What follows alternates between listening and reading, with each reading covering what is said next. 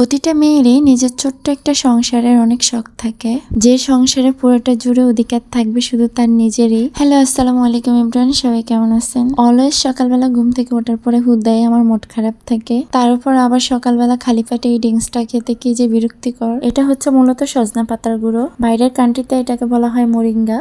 এটার আসলে অনেক উপকারিতা আছে, আপনারা গুগলে সার্চ দিলে পাবেন। প্রায় 1 মাস আগে এই ফার্নিচার গুলো অর্ডার করা হয়েছে, সেগুলাই আজকে এসে পড়লো খুব সকাল সকাল। এগুলো মূলত আপুর নতুন সংসারের ফার্নিচার। ফাইনালি এত বছর পরে আপুর একটা স্বপ্ন পূরণ হতে যাচ্ছে। আপুর সেই ছোট্ট সংসারের সবগুলো ফার্নিচারই একদম নতুন। আঙ্কেল গুলো সব ফার্নিচার একদম ঠিকঠাক ভাবে উপরে তুলে দিচ্ছিল। ফার্স্টে উঠাইছিল ওনারা ড্রেসিং টেবিলটা, আর দেখেন বাচ্চাদের কি আনন্দ। ড্রেসিং টেবিলটা আসলে মূলত একটু পরে সেট করবে, আগে হচ্ছে বাকি ফার্নিচার গুলো রুমে ঢুকানো হবে। আপুর অনেক দিনের স্বপ্ন ছিল নিজের ছোট্ট একটা সংসারের। আসলে এটা শুধু আপু না, প্রত্যেকটা মেয়েরই এমন একটা স্বপ্ন থাকে, তার ছোট্ট একটা সংসার হবে যেখানে কাউকে কোনো কৈফিয়ত দিতে হবে না এবং পুরোটা সংসার জুড়ে শুধু তারই অধিকার থাকবে। কিন্তু কয়টা মেয়েরই বা এই স্বপ্নটা বাস্তবে রূপ নেয়? যাই হোক, আল্লাহ সবার স্বপ্নগুলো এভাবেই সুন্দরভাবে পূরণ করুক। ফার্নিচার গুলো যেহেতু অনেকদিন আগে অর্ডার দেওয়া হয়েছে এবং বানানো, সেহেতু ফার্নিচার গুলো অনেক বেশি ভারী ছিল, ওনাদের তুলতে অনেক কষ্ট হচ্ছে, দেখতে পাচ্ছেন। ফার্নিচার গুলো বাসায় তুলে দিয়ে ওনারাই সুন্দরভাবে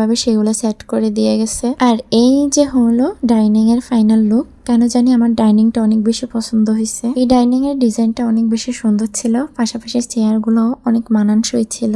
আর এটা হলো রুম গোছানোর পরে ফাইনাল লুক। আর ইগনোর মাই ফেস প্লিজ। হঠাৎ করে ভিডিওটা করা এবং এটার জন্য আমি প্রস্তুত ছিলাম না, আর অন্য কোনো ক্লিপসও আমার কাছে ছিল না। রুমটা একদম আপুর মনের মতো করে সুন্দর করে গোছানো হয়েছে। যেহেতু সবগুলোই নতুন ফার্নিচার, সেহেতু রুমটাকে দেখতে অনেক বেশি সুন্দর লাগতেছিল। জামা কাপড়গুলো মূলত এখন আলমারিতে রাখা হয় নাই, সেজন্য এগুলো এভাবে আলমারি সামনে রাখা, একটু পরে গোছানো হবে। যেহেতু পুরো বাসার ভিডিও করলাম, সেহেতু পাকঘর কেন স্কিপ করব? যদিও পাকঘর সেরকম ভাবে এখনো গোছানো হয়নি। আপুর নতুন সংসার উপলক্ষে আজকে সব রান্না বান্না খাওয়া দাওয়া আপুর ফ্ল্যাটেই হয়েছে। সেদিন আমরা সারাদিন আপুর ফ্ল্যাটেই ছিলাম, আপুর নতুন সংসারটা গুছাই দিলাম সবাই মিলে। আর দেখেন বাচ্চাগুলো কত হ্যাপি ছিল। যাই হোক, সারাদিন অনেক কাজ করলাম আর অনেক বেশি খিদেও পেয়ে গেছে, তাই সবাই খেতে বসে পড়লাম। আপুর হাতের রান্না তো অলওয়েজ অনেক বেশি মজা হয়। সেদিনও আপু পোলাও এবং মুরগি রান্না করছিল, যেটা অনেক বেশি ভালো হয়েছিল। যাই হোক, দোয়া করি প্রতিটা মেয়েরই যেন এমন সুন্দর একটা সংসার হয়। সবাই আপুর নতুন সংসারের জন্য অনেক দোয়া করবেন। দেখা হবে আবার নতুন কোনো ভিডিওতে।